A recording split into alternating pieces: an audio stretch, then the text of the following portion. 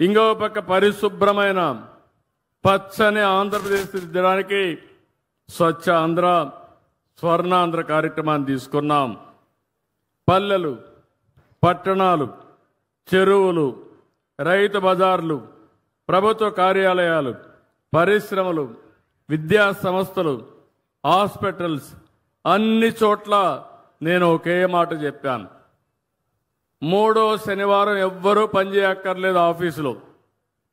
మీ ఆఫీసులో ఉండి చెత్తంతా తీసేసి దుమ్మంతా దులిపేసి నేరుగా చెట్టు దగ్గర కూర్చొని స్వచ్ఛమైన ఆలోచనలు చేస్తే దేశం బాగుపడుతుందని చాలా స్పష్టంగా చెప్తున్నాను. ఎంత సమయమైనా దుమ్ములో పనిచేస్తాం, కలుషితమైన వాతావరణంలో పనిచేస్తాం, కలుషితమైన ఆలోచనలు, కుట్రలు, కుతంత్రాలకు శ్రీకారం చుడతానే ఉంటాం. కొంతమందికి ఆశకు కూడా మితం లేదు, దురాశ. అందుకే ఇవన్నీ వస్తూ ఉంటాయి. అవన్నీ పోవాలంటే రాబోయే నెలలో ప్రధానమంత్రి నరేంద్ర మోడీ గారు విశాఖపట్నంలో 10వ వార్షిక యోగా డే సెలబ్రేట్ చేస్తున్నారు. వారు అక్కడికి వస్తున్నారు. ప్రపంచం మెచ్చుకునే విధంగా ఈ యోగా డే చేపిస్తానని మీ అందరికీ హామీ ఇస్తున్నా. ఇది ఒక చరిత్ర. యోగా అనేది మన పూర్వీకులు మనకిచ్చినటువంటి వరం, ఒక వారసత్వం. ఈ విషయం మీరు గుర్తుపెట్టుకోవాల్సిన అవసరం ఉంది.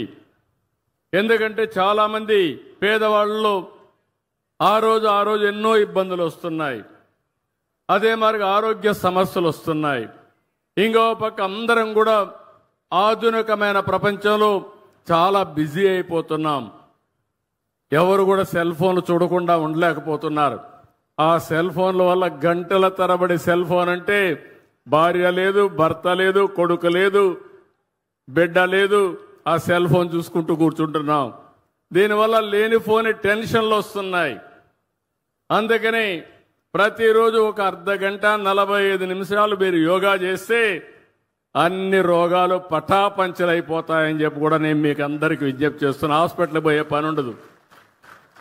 అందుకే ఈ యోగా డేని ఒక నెల, ఈ నెల 21 నుంచి జూన్ 21 వరకు ఈ కార్యక్రమాన్ని చేస్తాం. కొన్ని లక్షల మంది ఆన్లైన్, ఆఫ్లైన్లో ట్రైనింగ్ ఇస్తాం. కొంతమందికి సర్టిఫికెట్లు ఇస్తాం. ఇది ప్రపంచానికి మనం ఇచ్చే కానుక. ఆ సమయంలో దానివల్ల లాభం మనం పొందాల్సిన అవసరం ఉంది. దీనికి నేను శ్రీకారం చుడతానని మరొక్కసారి మీ అందరికీ హామీ ఇస్తున్నా. ఇంకో పక్కన మీరందరూ ఒక్కసారి గుర్తుపెట్టుకోవాల్సిన అవసరం ఉంది. ఈరోజు నేను ఇక్కడికి వచ్చింది నెట్ జీరో వేస్ట్. అంటే నెట్ జీరో అంటే చాలా మంది అనుకుంటారు ఈ చెత్త అంటే చెత్త అని. దీనికి ఒక విషయం మీరు గుర్తుపెట్టుకోవాల్సిన అవసరం ఉంది. ఒకసారి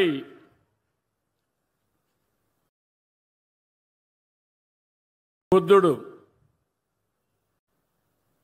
ఆయన శిష్యుడు ప్రతిరోజు చాలా బిజీగా ఉండేవాడు. శిష్యులకంతా కూడా తత్వబోధ చేస్తూ.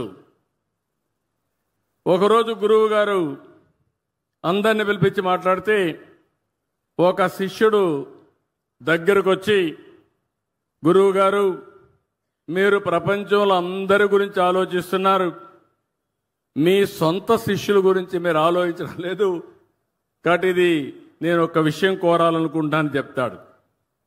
అప్పుడు బుద్ధుడు అంటాడు, నువ్వేం భయపడద్దు, నిర్మోహమాటంగా మాట్లాడు, ఏం చెప్పాలనుకుంటున్నావు చెప్పమంటాడు. అప్పుడు శిష్యుడు అంటాడు, ప్రభు నా బట్టలు పూర్తిగా చినిగిపోయినాయి, ప్రతి ఒక్కరూ నా వస్త్రాలు చూసి నవ్వుతున్నారు, హేళన చేస్తున్నారు, కాబట్టి ఒక బట్టలు ఒక జత ఇవ్వండి, కొత్త బట్టలు కట్టుకుంటానని చెప్పి అడుగుతాడు. అప్పుడు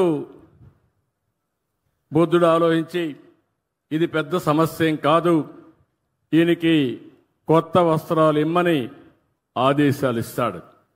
శిష్యుడు చాలా ఆనందపడిపోతాడు. ఆ నుంచి గదిలో నుంచి వెళ్ళిపోతారు. కొద్ది రోజుల తర్వాత బుద్ధుడికి మళ్ళీ ఒక ఆలోచన వస్తుంది. వీడికి నేను బట్టలిచ్చా, ఒకసారి కనుక్కోవాలి, ఆ బట్టలు ఏ విధంగా వాడుతున్నాడో కనుక్కోవాలని మళ్ళా పిలుస్తాడు. కొన్ని రోజుల తర్వాత పిలిస్తే, నేను కొత్త బట్టలు ఇచ్చాను కదా, నువ్వు ఆనందంగా ఉన్నావా, ఏంటి కట్టుకుంటున్నావా, దీనివల్ల నీలో మార్పు ఏంటిని అడుగుతాడు. దానివల్ల శిష్యుడు, చాలా ధన్యవాదాలు గురువుగారు, కొత్త వస్త్రం వచ్చి చాలా సౌకర్యంగా ఉంది, ఇక నాకు ఎలాంటి కోరికలు కూడా లేవు, చాలా ఆనందంగా ఉన్నానని చెప్పి అంటాడు. అప్పుడు బుద్ధుడు అంటాడు, నీ కొత్త బట్టలు ఇచ్చాను, అవి వాడుతున్నావు, అసలు నీ పాత బట్టలు ఏం చేశావని అడుగుతాడు బుద్ధుడు. అప్పుడు శిష్యుడు కూడా చాలా తెలివైనవాడు. శిష్యుడు అంటాడు, గురువుగారు, నా పడక బొంతలో పూర్తిగా చెడిపోయి అది సరిగా లేదు, అందువల్ల నా బట్టలు దాన్ని కుట్టుకొని నేను బెడ్ వాడుకుంటున్నాను అని శిష్యుడు చెప్తాడు. అప్పుడు మళ్ళీ బుద్ధుడికి ఒక ఆలోచన వస్తుంది. నీ పాత పరుపులో ఉండే బట్ట ఏమైందని అడుగుతాడు. దానిపైన ఆ బొంతను తీసుకొని కిటికీకి కట్టనగా కట్టాను గురువుగారు అని చెప్తాడు. అప్పుడు గురువుగారు అడుగుతారు, నువ్వు దానికి కట్టనగా కట్టావు, మరి పాత తెర ఉంది కదా, దాన్ని ఏం చేసావంటాడు. ఆ తెరని వంటగదిలో వాడే గుడ్డ కింద వాడుతున్నాను తుడవడానికి అని చెప్తాడు శిష్యుడు. అప్పుడు ఆయన గురువు అడుగుతాడు మళ్ళీ బుద్ధుడు, అంతవరకు వంటగదిలో వాడినటువంటి ఆ గుడ్డ ఏం చేసావని అడుగుతాడు. అప్పుడు అంటాడు, దాన్ని గది తుడవడానికి వాడుతున్నాను గురువు గారు అంటాడు. అంతవరకు ఒక గుడ్డ వాడావు కదా, దాన్ని ఏం చేసావని అడుగుతాడు. ఆ గుడ్డ పూర్తిగా చెడిపోయింది గురువు గారు, దారాలు దారాలు అయిపోయింది, అది తీసుకొచ్చి మన కొవ్వు దీపాలు పెట్టి